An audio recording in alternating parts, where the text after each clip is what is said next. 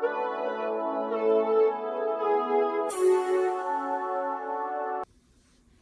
guys, welcome to my channel. I'm Isabel. If you're new, welcome. And if you're returning, thank you so much for coming back and sticking around. And first of all, I wanted to thank all of you for all the support and all the likes and subscribers that you shower me with. Really, really appreciate it, and I'm so grateful. I'm so thankful for you guys for helping me reaching my first milestone. I finally hit my 1,000 subscribers, and this is where the fun stuff begins. Thank you so much. So today I will be updating you on week 27. So it hasn't been much different from the week 26. I still tired constantly, like in the second half of the day, and then the nausea is hitting me hard right now. No fun. Like for the first half of my pregnancy, I had no clue about anything going on, and now since the second half, and about to start my third trimester, it hit me hard. Like it keeps me away from food. I barely can eat anything. I nibble little by little on things. I'm trying to get as much as protein as I can. It's really, really hard because at times I start eating and it starts making me really nauseous. And then I can't even drink tea. Tea makes me nauseous. Anything hot, particularly, I cannot take. It makes me feel so bad, and it feels like everything starts coming back up. And then soon now I'll be having the dizzy spells. Dizzy spells happening now every day. It could be me just um, bending over, like trying to reach something, or like when I'm in the kitchen cooking and I'm reaching to the oven, and then when I come back up, I'm dizzy. The thing is that now, since the baby taking more space in the belly, and it's like pressing on some vessels, and then it takes much longer for the blood flow to go back to your brain, so you get lightheaded very easily. Even from standing for a long period of time makes you feel dizzy. And make sure too, when you're standing, if you have the landing job where you are required to stand, don't block your knees. Under no circumstances, you will faint. And this is very dangerous because you're carrying the baby here and you don't want to fall. So never, never lock your knees. It will make it worse.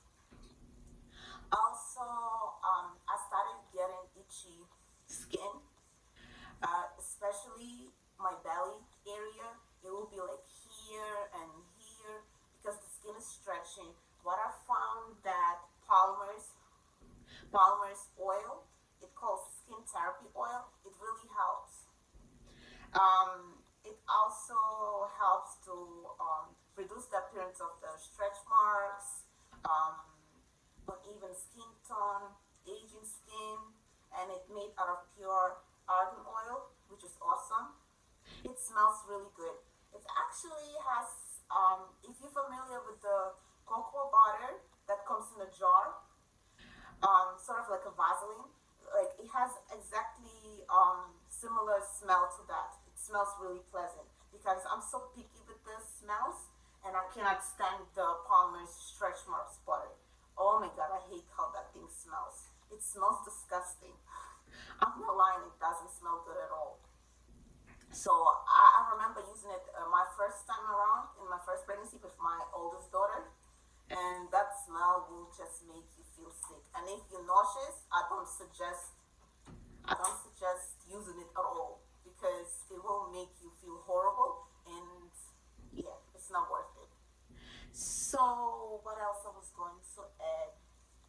Okay, and my cramps still going on in my thighs, it will be my calves, it will be my ankles, my toes, or even like in the middle between the toes and the heel. It will just twist like that. Oh my goodness, you don't know like how to stand up, how to make it stop. Anyway, you're trying to turn your foot, it strikes somewhere else. It's really, really difficult. Like I see whenever I incorporate more avocado, it it's kind of a little bit milder. Whenever I don't eat avocado, it's like the worst. It will wake me up from my sleep. As soon as I get off my bed, it will just strike. And now I noticed too, I'm having the carpal tunnel. This is a very annoying symptom as well. I had it the first time around as well. So it makes your hands feel like not your hands, like they're out of wood. And like it cramps in some point. Like I don't even know how to explain. It's very unpleasant. And what else I was going to add? I went for my doctor's appointment actually last week, and my doctor had checked um, my placenta, but she said that she didn't really go into it. She just wanted to measure the baby, measure the baby's heartbeat. So she didn't really know. She didn't really check how many centimeters so on is like over my cervix and stuff like that. This appointment I will actually have on Thursday, and they will measure the baby for the growth, and they will measure my placenta and see how the preview is going. But to make it short, the doctor said that that the placenta still covers the cervix. She told me that 50% of the time it should resolve on its own, which I really, really hope for. And 50% it doesn't resolve and you end up with a C-section. I know it's not the end of the world, but like when you see there's so many different complications that come with placenta previa, like placenta creta, precreta, and so on. And those conditions are really life-threatening to yourself and to your baby. And in case that happens, sometimes they need to save your life from bleeding out. They have to remove your uterus to perform the hysterectomy, which is very, very scary. And yeah, I've been just reading and watching too many videos about placenta previa, and it just freaks me out. I just hope and pray that it all resolves and I can deliver my fifth baby just like I delivered my previous four, all naturally and easy labor. Just let's hope for that. So what else? I got my Tdap shot, the tetanus diphtheria for the whooping cough. The shot itself wasn't too bad. Like she injected it, I was fine. But towards the end of the day, it was really, really painful here, and it swelled up. And I still can feel a little swelling, and like it's still like kind of sore to touch. And it's already been like what, 5 days since I got it. So yeah, there's that. I really recommend getting the shot because God forbid somebody in your family catches it, and then gives it to the baby. And babies, when they are so tiny and like they are so not prepared for the outside world, and especially for coughing, every time like they will try to cough, they will stop breathing, and that thing is not. It's really mortal for them, and it's scary, and you don't want to go through that. So you're better off helping your baby by protecting yourself and your baby from that scary disease condition, whooping cough.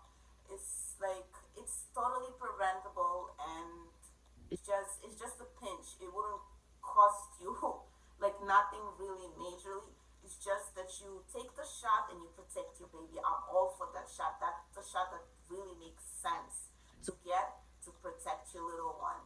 And also, if you will be having like guests over from like anywhere, it doesn't matter, even the people in your household, it's better to get them vaccinated as well. If they're going to be in baby's life in the first 6 to 8 weeks, it will really, really help prevent from anything scary happening. And the thing is, they need to get the shot at least 2 weeks before the baby is born because it takes 2 weeks to kick in.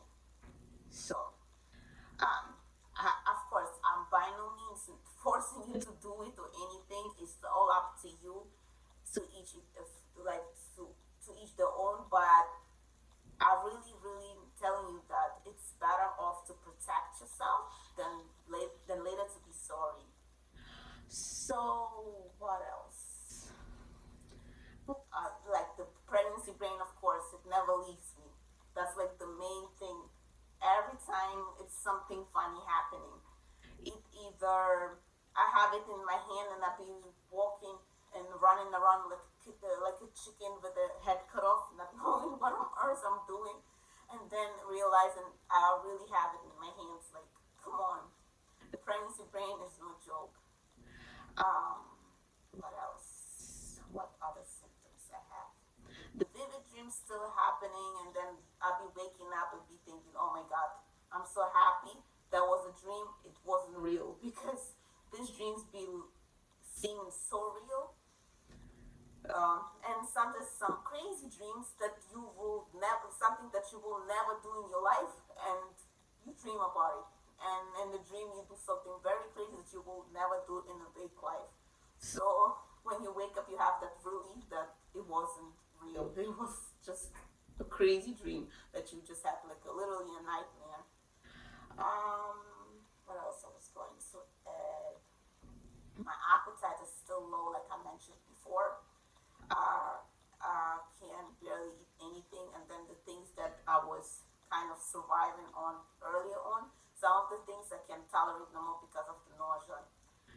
I really hope it passes soon. I had a similar situation with my third daughter. I was fine until my third trimester hit, nausea and all the fun stuff began.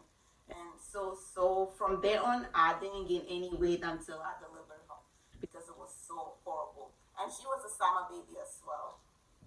So what else? Okay, now I'm gonna update you on the things that happened in the past week.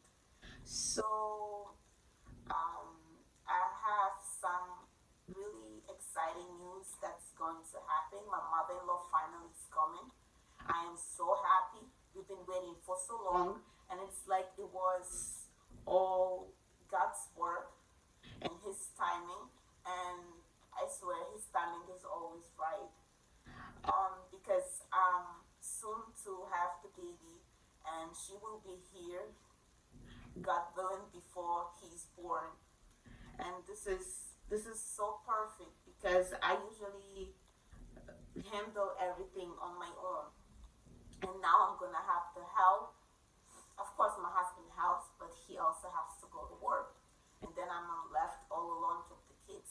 And now I'm gonna have that help that I always needed. It's just really exciting. I'm so grateful to God that finally that is happening and it's real. So that's the exciting news that happened. Also, my kids, as usual, they can't give me a break. Last time the Christmas break when they had it, caught COVID.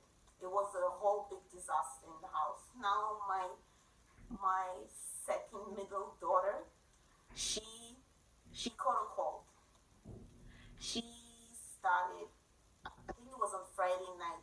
That's when it started because they've been on break since Friday for the spring break, and that's when it all started. Coughing nonstop and telling her to try to stay away from the baby, try not to get her sick. But what you think? What happened? Now the baby has a cold, and you know when babies have a cold, they're so miserable. They just cranky, and then I just feel so bad when the nose is runny, and then it's hard for them. Then they breathe through their mouth. It's really sad. So what are like you can't do much for the babies because there ain't no medicine that you can give them at this age. She's only 13 months. So what I do, I just wrap her chest with Vicks. I wrap her feet with Vicks, and then I put the socks on and let her sweat it out, and like just keep her warm. I'm letting her stay hydrated. I'm giving her a lot of water. Also, she hydrates by breast milk, which is awesome. And also, what you can do, you can use your breast milk to heal babies' runny nose. It helps.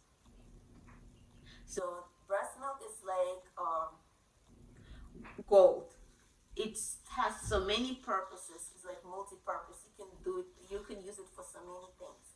You can use it for the runny nose. If the baby has a pink eye, not even only a baby, even the kids, it will help.